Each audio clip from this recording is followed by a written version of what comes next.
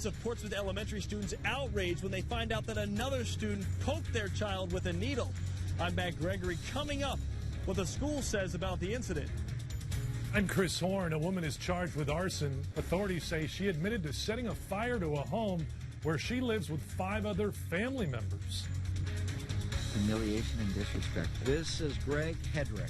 What happened to him Tuesday night was disrespectful, he says, and when you hear what happened to him Tuesday night, you might think it was disrespectful too. I'll have that story. A beloved red panda at the Virginia Zoo still missing. How a team of volunteers is stepping up the search. I'm Erin Kelly in Newport News, and I'll tell you how the city is working to recruit more police officers to fight crime. This is the new head of the FBI here in Hampton Roads. Today he sat down with us to talk about the challenges that lie ahead.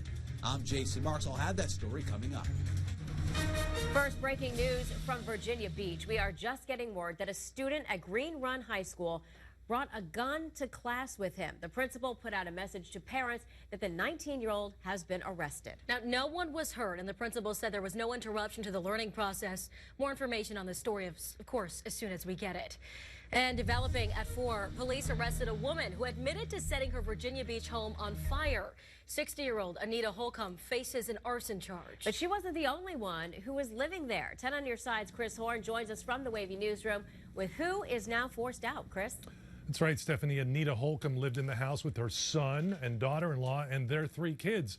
Total of 6 family members living there. Fortunately, Holcomb was the only one around this morning. A neighbor called 911 around 9:30 after seeing smoke and fire coming from the home on Pewter Road. That's just a few blocks from Lynnhaven Mall. The fire department says Holcomb was outside the home and admitted to starting the fire when firefighters arrived. Holcomb declined our request for an interview to find out why she would want to burn down the house she shares with 5 other family members.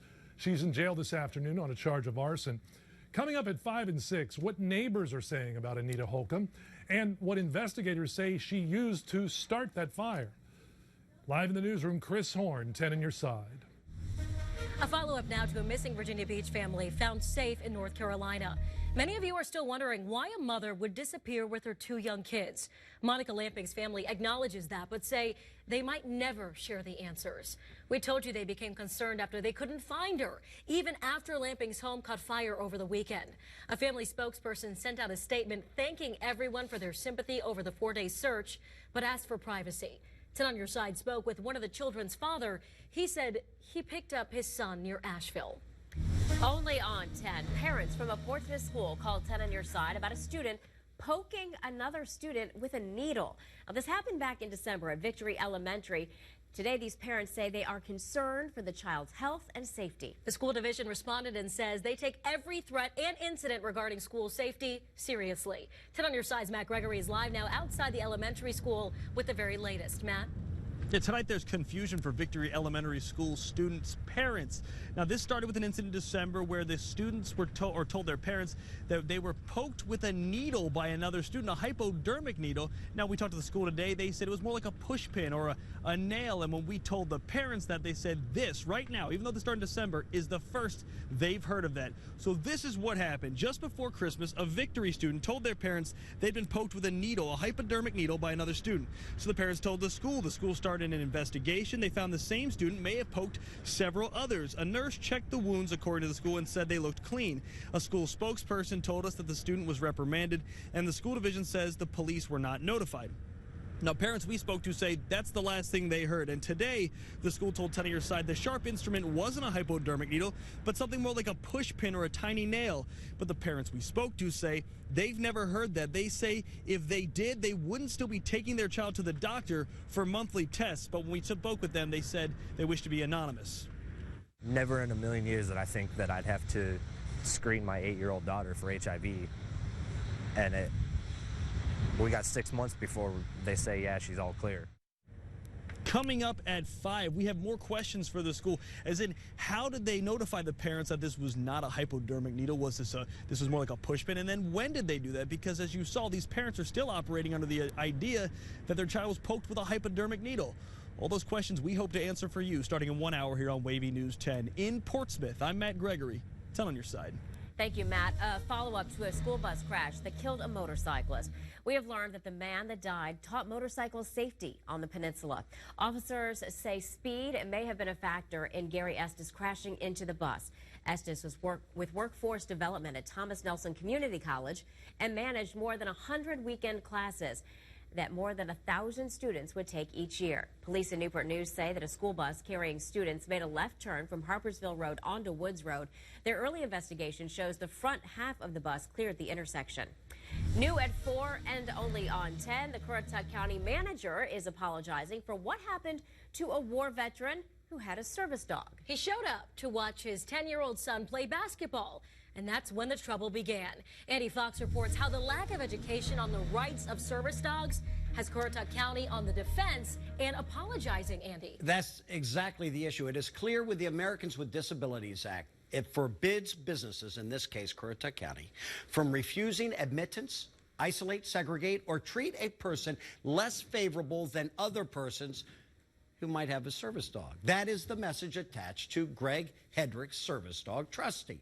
And on Tuesday night, Greg was at first denied entrance to the basketball game because the county does not allow animals inside the Currituck County Community Center. He went there to watch his son. And when a call was made to the Parks and Rec director, Hedrick was allowed only to sit on the bleacher closest to the gym doors because there was concern Trusty would scratch up the newly finished floor. I was stopped after 2 feet through the door telling me that I could not bring him in there because they just put new floors down. And I told him, I said, you cannot deny me. I said, he's a service animal. He's not to go any further than I was already in the basketball court. They made me sit by the door away from my family and away from the team, pretty much segregating me away from anybody that I was there to go sit with. We have talked with the county attorney, we've talked with American Disabilities Act folks, representatives, and we are well aware now that we have handled this situation less than admirably. And to Mr. Hedrick and his family, we certainly apologize. The county was apologizing for this when I was on the phone with them going down to get the interview in Currituck County. Tonight at 5 and 6, the story of an upset veteran who gave his left leg in war, told he can't bring a service dog into a gym so he can sit with his family.